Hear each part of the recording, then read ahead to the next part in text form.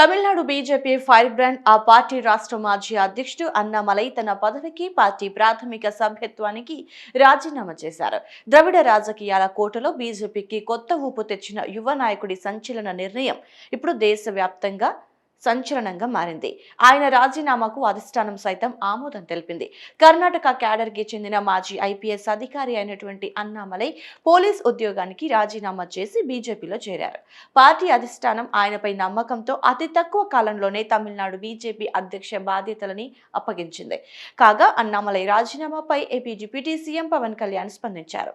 అన్నామలై మంచి నాయకుడని, అలాంటి నేతలను ప్రోత్సహించాల్సిన అవసరం ఉందని పవన్ కళ్యాణ్ ఓ ఇంటర్వ్యూలో చెప్పారు. నేను బీజేపీలో ఉంటే అన్నామలైని తిరిగి పార్టీలోకి తెచ్చేందుకు ఏమైనా చేసేవాడిని. చాలా మంది బీజేపీ అగ్రనేతలు ఉత్తరాది రాష్ట్రాలకు చెందిన వారే ఉన్నారు. దక్షిణాదిలో పార్టీని బలోపేతం చేయాలంటే ఇక్కడి స్థానిక నేతలను ప్రోత్సహించాలి. అలాంటి నేతల్లో అన్నామలై ఒకరు అని పేర్కొన్నారు.